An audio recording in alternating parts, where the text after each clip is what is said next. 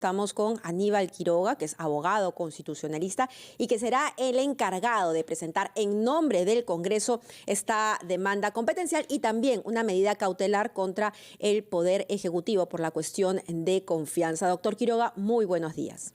Buenos días, Mabel. Buenos días, Fernando. Buenos días, doctor Quiroga. Esta demanda competencial necesita ser explicada en todos sus extremos, dado que es un tema sin duda complejo al que los ciudadanos se enfrentan. Por favor, explíquenos. Bueno, el Tribunal Constitucional tiene solo tres competencias, ¿no? La primera, dirimir los conflictos entre las leyes y la Constitución.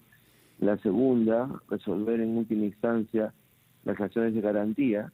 Y la tercera, dirimir los conflictos de competencia entre los poderes del Estado o entre los organismos constitucionales o las regiones o las municipalidades. En este caso, el tribunal hace de árbitro y dirime las competencias que corresponden a cada uno según la lectura de la Constitución. Lo que el Congreso va a plantear es una demanda competencial básicamente para saber quién lleva la cuenta en cuanto a la negación de confianza camino a la disolución del Congreso. De eso se trata. El sábado el Congreso ha aprobado hacer esto y la demanda se presentará hoy o mañana, según tengamos el texto ya terminado, para poder pedirle al Tribunal Constitucional que en aplicación de la ley y de la Constitución señale pues, que esta cuenta le corresponde al Congreso y no al Ejecutivo, como indebidamente lo ha hecho el Poder Ejecutivo el día viernes en un acta que es la prueba concreta de esta supuesta negación fáctica de confianza y esta violación a la Constitución, porque el acta revela básicamente un desconocimiento de la ley. Entonces, claramente, el Consejo de Ministros y el presidente del Consejo de Ministros han incurrido en responsabilidad, con excepción de la señora Dina Boluarte, que no ha participado, que no ha firmado y que inmediatamente ha renunciado. Sí, doctor Quiroga nos ha hecho entonces saber que hoy o mañana martes, será presentada esta demanda competencial para que el Tribunal Constitucional se pronuncie sobre un conflicto de competencias entre el Congreso y el Ejecutivo. ¿Será presentada al mismo tiempo una medida cautelar o eso tiene otro ritmo? Y en cualquier caso, estos dos procedimientos, ¿cuánto tiempo supone que pase antes de que el TC conteste? Nos dice, por favor, qué prever sobre estos plazos después de un breve instante que nos permita hacer una pausa y escuchar a los anunciantes de RPP. Estamos conversando con el abogado constitucionalista Aníbal Quiroga, que es el encargado de presentar un doble recurso ante el Tribunal Constitucional. Por una parte, una demanda competencial para que se pronuncie el TC sobre un conflicto de interpretación entre el Congreso y el Ejecutivo, pero al mismo tiempo, procedimiento mucho más rápido, puesto que se necesita tener claridad cuanto antes, una medida cautelar. Señor Quiroga, díganos por favor qué plazos prevé usted, no solamente para la presentación de ambos recursos, sino para que conteste el TC y ponga al abrigo, en buena cuenta, al Congreso de la eventualidad de una disolución que pueda pretender hacer el Ejecutivo. Sí, bueno, la medida cautelar se va a presentar al mismo tiempo que la demanda, es lo que dice el Código Procesal Constitucional. En cuanto a los plazos, más o menos el proceso tendría que terminar en unos 4 meses. Mire usted que la demanda competencial presentada también por el Congreso por el tema de la Defensoría del Pueblo y el Tribunal Constitucional desde septiembre, y se prevé que la audiencia va a ser en enero. Pero la medida cautelar tendría que ser resuelta en no más de 2 semanas. 2 semanas. Y claro que hay urgencia y absoluta verosimilitud porque, como usted bien señala, nos estamos enfrentando a una posible disolución del Congreso en donde no solamente desaparecería el Congreso y desaparecerían las principales libertades públicas, sino que además ya no va a haber tampoco Tribunal Constitucional, porque inmediatamente se va a convocar una asamblea constituyente y el tema se va a subvertir de manera completa. Ya no van a haber instituciones, no va a haber Congreso complementario. Si la gente cree que disolviendo el Congreso se va a convocar a elecciones como el caso de Vizcarra y va a haber en 6 meses un nuevo Congreso, eso no va a ocurrir. En el camino ya lo han anunciado tanto la señora Chávez como el señor Bermejo, van a convocar una asamblea constituyente que va a sustituir al Congreso y también se van a dar al encuentro a las instituciones, la Fiscalía de la Nación, el Poder Judicial y ciertamente el Tribunal Constitucional, al cual el propio expremier y el presidente de la República se han expresado muy mal. Tengan en cuenta además que en el acta del Consejo de Ministros el día viernes ni siquiera se reconoce la sentencia del Tribunal Constitucional en materia de la ley de referéndum, pasan por encima de ellos, o sea, no existe tribunal, no existe ley, e imponen una interpretación absurda del artículo 103 de la Constitución que habla del abuso del derecho, que es una figura del derecho civil. Hay la misma ideología que hubo en el tema de Vizcarra, el 2019, en cuanto a la negación fáctica de confianza, utilizar figuras civiles como el abuso del derecho o lo que no está permitido está prohibido, cosas que no corresponden al derecho constitucional. Es extraño cómo en esa acta del Consejo de Ministros, habiendo por lo menos un abogado que supone que es experto en la materia, no hacen referencia al mandato contenido en la sentencia del Tribunal Constitucional e insisten en que el tema del referéndum ha sido recortado cuando el Tribunal Constitucional ha dicho que eso no ha sido recortado y que es perfectamente constitucional. Entonces, es la creación de un mundo paralelo para justificar lo que ustedes ya han dicho al principio. Estamos camino a una disolución del Congreso. Y entonces, doctor Quiroga, es el Congreso el que tiene que hilar fino. Lamentablemente ha tenido estrategias un tanto desarticuladas. El asunto de traición a la patria no prosperó, pero hay cosas sólidas, ¿no? Elementos sólidos que podría encontrar para el próximo movimiento, porque no solamente es entonces la demanda competencial, la medida cautelar, sino ahora se habla de una suspensión. ¿Y qué se podría hacer en todo caso con esta flagrante violación a la ley? ¿No? El asumir que hay una denegación fáctica cuando la ley claramente dice que esto no existe. Claro, usted dice bien cosas ciertas, ¿no? En primer lugar, cuando se habla del Congreso, uno tiende a pensar que es una institución sólida, monolítica, y no es así.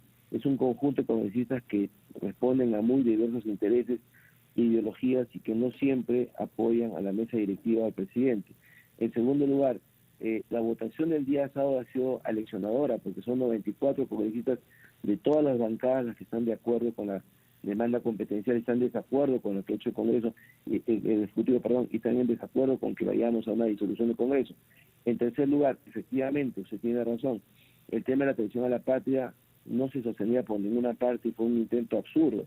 Eso lo hemos conversado con Fernando también, y se explicó que era forzar una figura delictiva para un tema político, que eso no caminaba.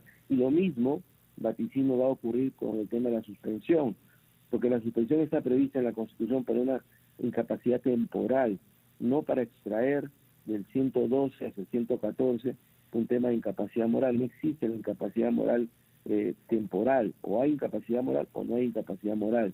Entonces, son temas distintos. Yo creo que el Congreso en general está tomando conciencia de que van camino a su disolución, van camino a su inmolación, y todo esto no es producto de una ideología o no es producto de una estrategia política, es producto de cercar la defensa del presidente Castillo.